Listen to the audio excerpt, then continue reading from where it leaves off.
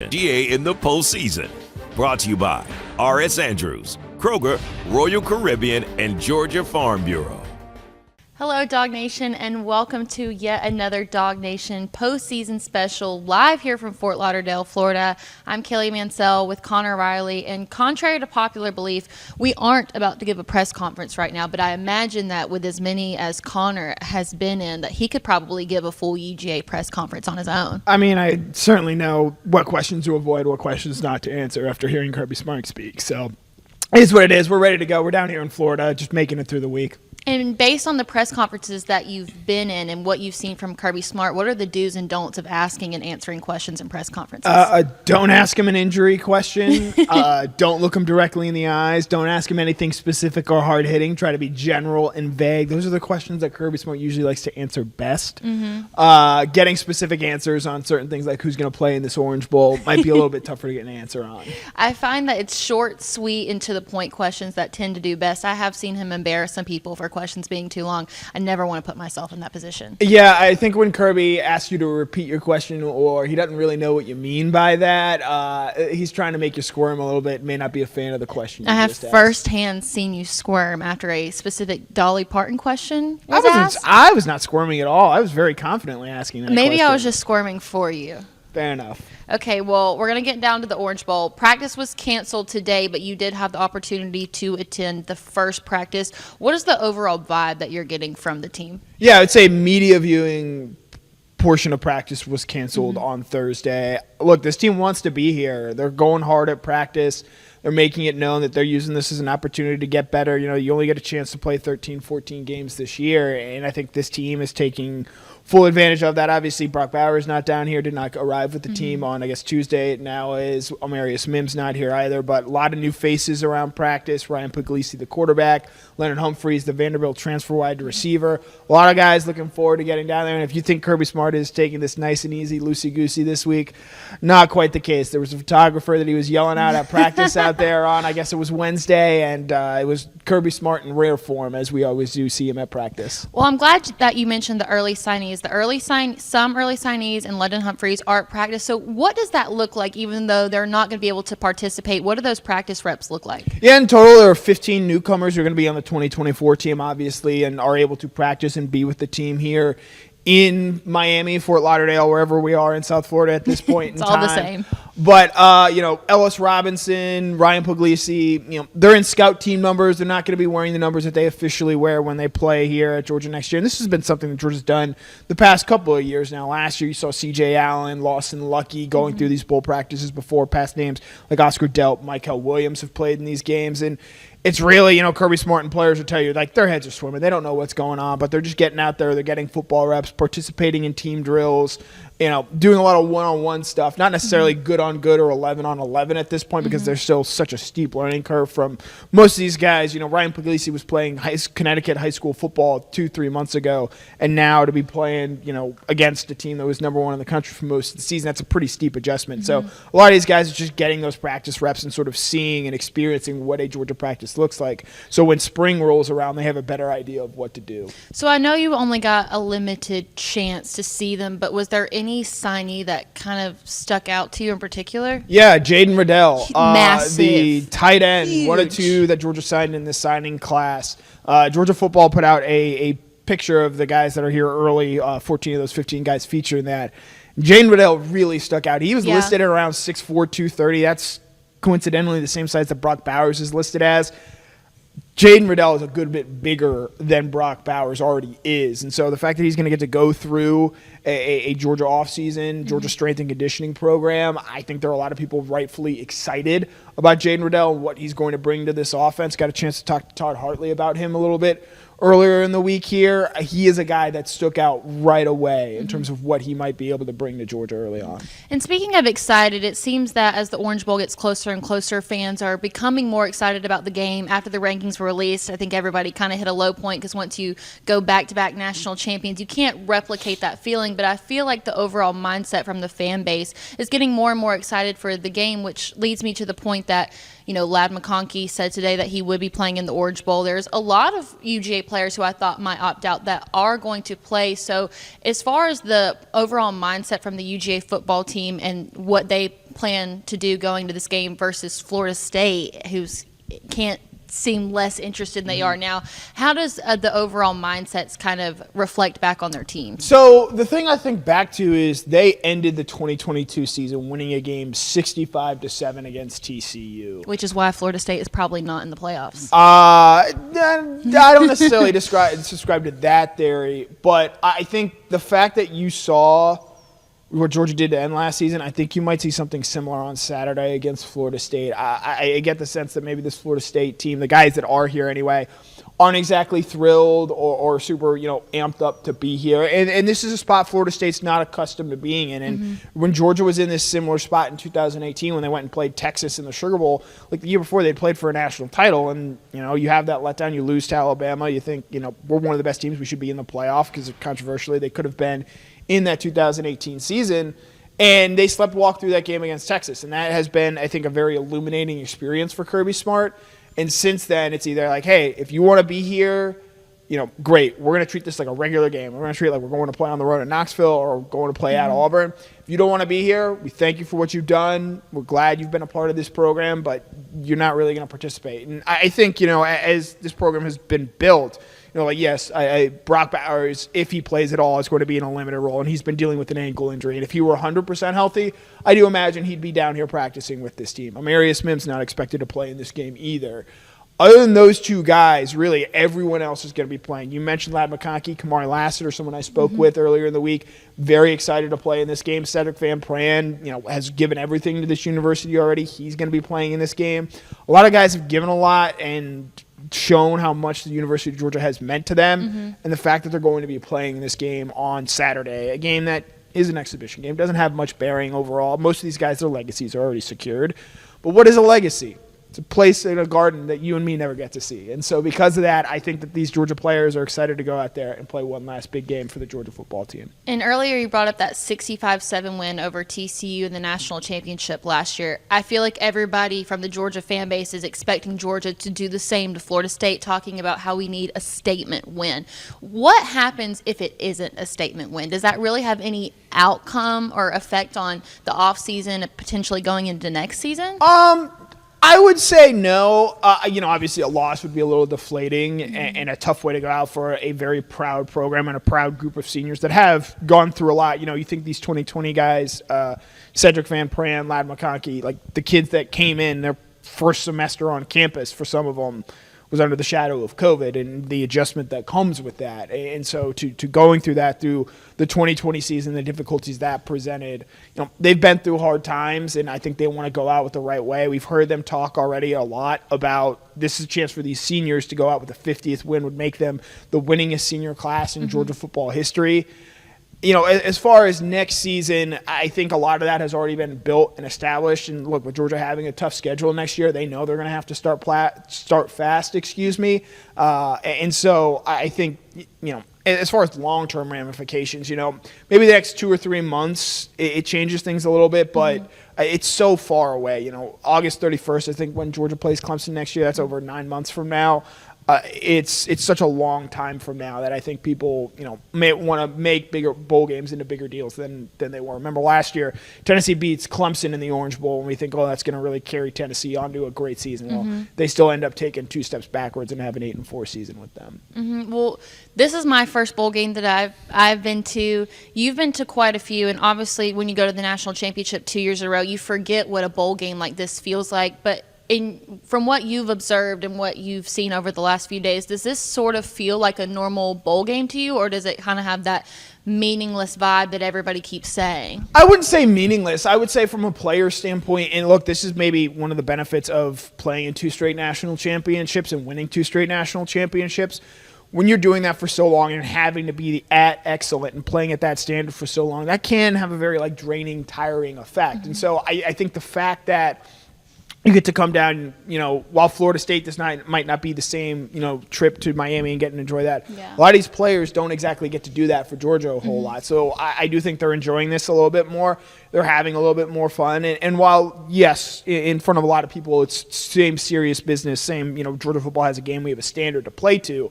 I think there's been a relaxing element to this preparation and knowing that, hey, we don't have to go full throttle with these players and the way we're approaching this game, and maybe take a slightly lighter energy into that. And I do think that has been reflected and felt in terms of where things are. And I think that's going to have a positive effect when Georgia takes the field on Saturday. That is one thing in particular that I enjoy seeing is all the activities that they get to do outside of this. They get to go to the beach, but Connor, no matter what this Georgia football team or Florida State football team does activity-wise, I don't think any of it can compare to the picture we got yesterday of Jim Harbaugh, Nick Saban with Mickey Mouse. I mean, that could go down as one of the all-time great pictures. Now, apparently, Nick Saban is the same height as Mickey Mouse, and yeah, he's got the Napoleon syndrome. Makes sense. Well, hey, Napoleon won a lot of battles, and I know Nick Saban's getting ready to win another one. So, yeah, there's been such discussion about what bowl games should be, and are they going away, and transfer portal and the impact that all has on this.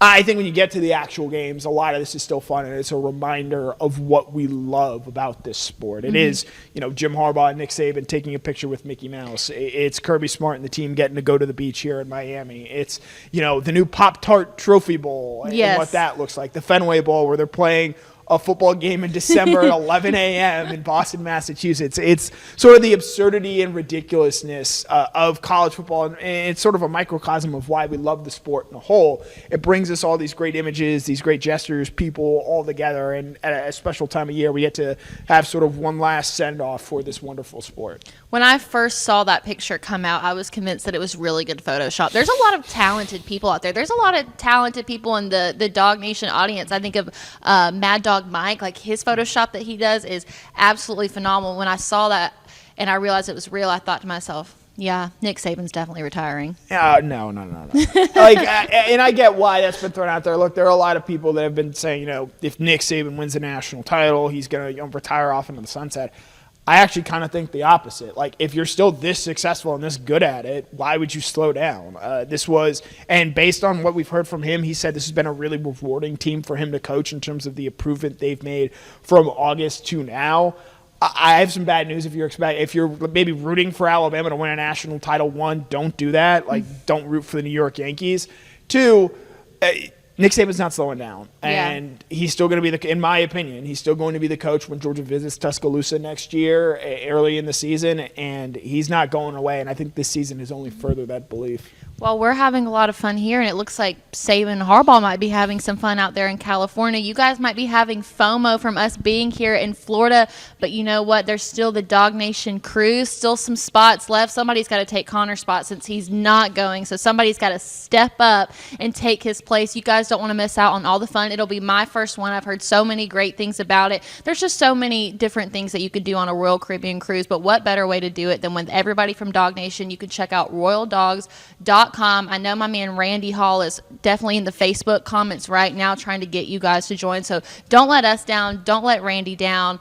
Make sure to check out royaldogs.com or give Jessica Slater a call. She's a great travel agent. I called her when I did my cruise, and she gave me recommendations for all the different restaurants. So we're going to get you right, but you have to get on the cruise first. So check out royaldogs.com.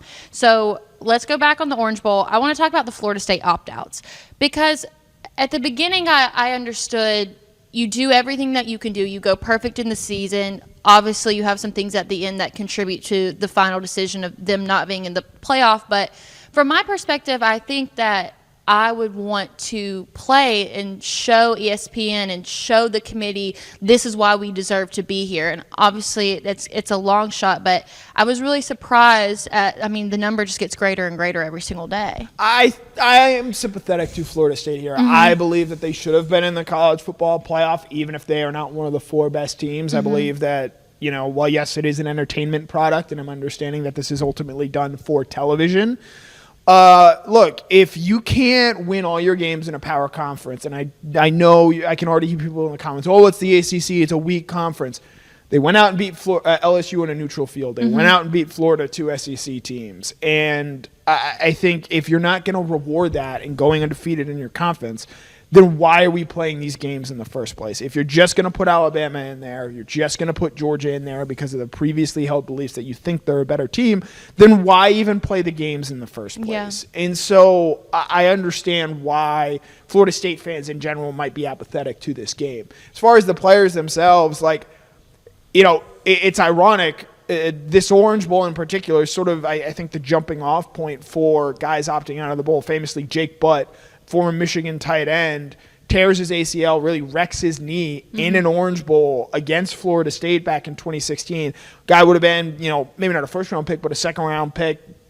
Goes on, and he actually released a video this week on Twitter sort of talking about the cost of that game, not just from the loss in terms of from going and being, a top 60 pick to going in the 5th round like he did, but because he had to be on IR for the first year, the financial loss that came with that, and not accruing, years towards retirement and things along the lines of that. And so I think these guys are sort of aware of the risks that do come in playing this game, knowing, Keon Coleman in particular, he's a first-round pick. Jared Verse, defensive end, a first-round pick. There are a lot of really talented players here. And, look, I can understand as well as anyone. If you're feeling like this is just stacked and rigged against you where no matter what you do, you can't really win or you can't get to show what you are as a team, then why should I play this game in the first place? And this game ultimately is going to air on ESPN, the same broadcast network that is airing the college football playoff. So from an individual standpoint, if I'm a Keon Coleman, just as I feel the same way about, Georgia players and Georgia guys opting out in the past, they've given their blood, sweat, and tears to this program, to this sport. I think if they feel that for once, instead of looking out for the bigger picture for the team or for, the university themselves, they want to put themselves first, knowing that, for Brock Bowers, this NFL future is what's going to set him up for the rest of his life. And Georgia has allowed him to do that. If you're someone, and there is someone who I saw when I posted that Brock Bowers was not on the team plan on Tuesday, someone called Brock a quitter, that is the farthest thing from what Brock Bowers actually is. And it's unfortunate that this has now become a part of the college football discussion, that you have people questioning the loyalty of these guys. I can tell you one thing, you might not like that Keon Coleman or Jared Verse or Brock Bowers aren't playing in these games. Those guys are so committed to what they do. They have to wake up, 5, 6 in the morning to practice in the off season to get ready to come out and play on 13 Saturdays in the fall. So this idea that, these guys are opting out and being selfish, I just could not disagree with that more. And I'm glad that you bring up the Brock reaction, because obviously the he's a quitter mindset was a minority thing. But were you surprised by that? No, as far as Brock, maybe not being on the team plane or no, someone. Just more so the fans' reaction. Because I saw a few comments about that, and I thought to myself,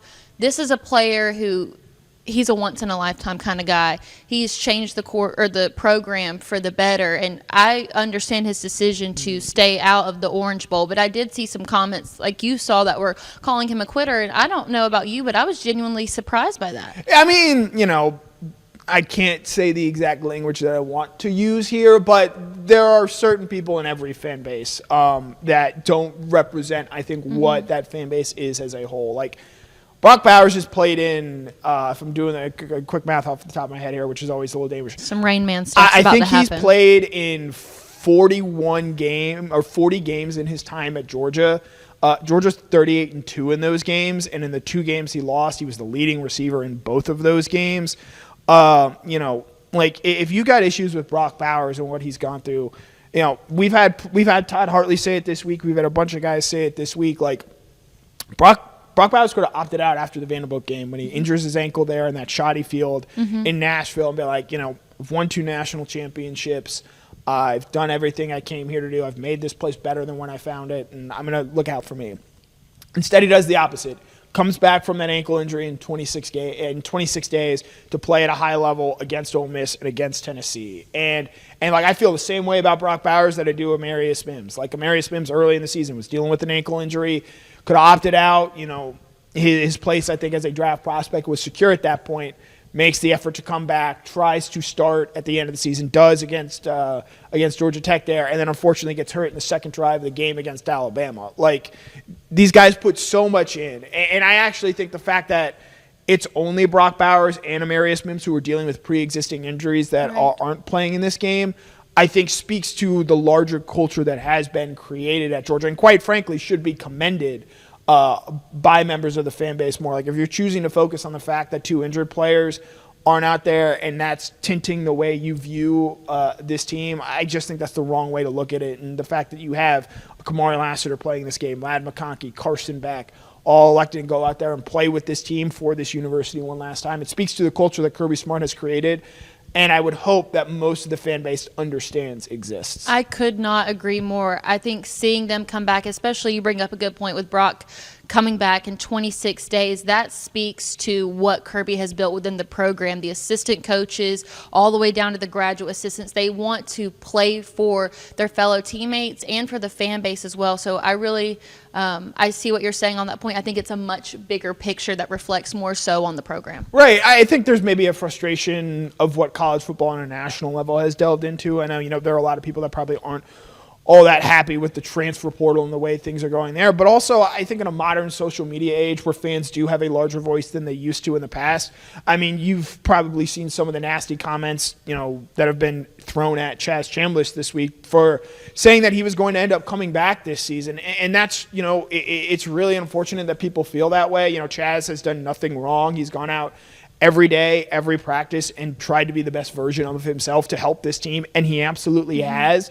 And I think the frustration, unfortunately, gets aimed at Chaz. If there were an obvious, these coaches are so smart and they know way more about football than even someone like me will ever know and ever understand. And so this idea that they're intentionally playing a player that you don't think is as good or is worthy of being on the field is just so fundamentally wrong. And for Chaz in particular, and I'm actually glad 2 of his teammates, Christian Miller and Michael Williams, came to his defense this week because some of the things that were said specifically about Chaz I think are wildly unfair to him. And it's unfortunately, I think because there is some toxicity in college football and the way that sport is currently discussed and viewed right now, it sort of spilled out into that, and that was really unfortunate this week. A lot of that having to do with the transfer portal, and with that, we've had some big announcements, some big portal pickups. Can we expect any more in the near future? I think it's really it's dependent on who goes into the transfer portal from other schools. Georgia's brought in 4 players already. Running back Trevor Etienne, we heard Del McGee talk about what he brings to the team this week. 2 wide receivers in Colby Young and London Humphreys, and then a defensive lineman in Xavier McLeod. There's still a few obviously talented players out there. Evan Stewart comes to mind. But I think unless there's a defensive lineman or a really great offensive tackle that becomes available, Georgia's probably set with what they have in terms of transfer portal additions. Now, there's going to be a spring window where maybe some of this opens up again, and I do expect Georgia to have more players from their own team enter the transfer portal. But in terms of going out and adding, I think Georgia has sort of done their shopping when it comes to the transfer portal, and they don't need to be going back to the store after these holidays making any returns or gift exchanges. They're very happy with what they pulled out of the transfer portal already. I cannot lie. I had a wacky Christmas this year, but nothing made my Christmas better than going on Twitter and seeing all these Florida fans that opened up Florida Gator ETN jerseys. I mean, as Brandon Adams says, those lousy, stinking Gators, that did bring a smile to my face. I actually have a take. I think that those were done for clout, and it was a conspiracy, and they Photoshop ETN onto the back. And we can talk about Trevor here a little bit. He's obviously, I think, the biggest of the additions. Certainly the most known quantity that Georgia brings into that running back room. It is, as much as we talk about the transfer portal and some of the negatives you view of it, it's, I think, a real positive. Obviously, for Trevor, he gets to go to a program that can possibly win a national championship next year, and that's something he obviously wants to do. That is why, in part, he is coming to Georgia. But also for Georgia, it's a chance to, as Kirby Smart pointed out when we talked to him on National Signing Day, improve their roster in areas where they might have some concerns. The running back room, a lot of injuries in that room of late, and thus you have questions about Branson Robinson and what he might bring. Kirby Smart had even spoken about this. If you have guys that are year 3 going into year 4 in their program, and it's not looking like there's a clear path for them to play, they can go find somewhere else to play. And at this point, I think of the 18 scholarship guys that have transferred, 12 of them have already found new places to play, and all 12 of them are going to be at the Power 5 level. So I think at a place like Georgia with the transfer portal, it is a benefit to Georgia, and obviously you're going to lose some guys you don't want to lose there. A.J. Harris comes to mind. Daniel Harris has said he intends to enter the transfer portal, but he is with the team in Miami this week, so we'll see what that looks like. But the fact that so many of these guys end up going at other Power 5 schools, I think speaks to the fact that, like, if you can come here and practice and compete at Georgia, even if you're not able to land a starting spot, you can go somewhere else in a Power 5, still play at a really high level, and go somewhere else. So while Kirby, again, and most coaches would probably in a moment of honesty tell you, maybe you wish you had to be in a program for 2 full seasons before entering the transfer portal. I think for players overall, the transfer portal is a net good, even if there are some unfortunate side effects that come with it. So let me ask you this. You take a look at a guy like Etienne, who comes from Florida, which is considered one of Georgia's greatest rivalries. Is the transfer portal ruining collegiate rivalries? Because I feel like that wouldn't happen. No, if anything, I think that's an argument that it becomes more interesting next year, that Florida game, because it's certainly another storyline there. And the impact that he's played. And, look, I'm a much bigger professional sports fan. I can remember Johnny Damon going from the Red Sox to the Yankees. The reality is these things sort of happen in sports, and it makes guys that play both sides of the rivalry, in my opinion, a lot more interesting. And it adds another layer to that. And I know, Georgia-Kentucky is not a rivalry so much. I mean, Georgia almost always wins against Kentucky. They haven't lost to Kentucky since Kirby Smart became the head coach. But when they go up there next year and they're playing Brock Vandagriff and Jamon Dumas-Johnson, the overlap, the familiarity that exists between those two players in Georgia already, I think makes that game more personal to them. And so because of that familiarity, that's what creates rivalries in the first place, in my opinion. So, in some sense, I do think that more of that is created and sort of fostered because of the transfer portal. Mm-hmm. And let's keep talking Brock's for a second. I want to talk about Brock Glenn. Third-string quarterback, a guy that hardly anybody knows anything about. From what you've gotten to hear through press conferences this week, what have you learned about him? Yeah, Brock Glenn, to quote the great Charles Barkley, I don't know nothing about Brock Glenn, but Brock Glenn is in trouble. This is a guy who a month ago, probably wasn't expecting to see the field at all. And then he gets thrust in there against Louisville and obviously doesn't play his best game, 8 for 21 for 55 yards passing. And then, especially after you saw what happened to Louisville early this week against USC. And now you're getting ready to go play a Georgia team that is not all that happy, given the way their last game ended. It might be looking to go out there and make a statement. It's a really difficult spot for anyone to step into, much less someone making their second career start.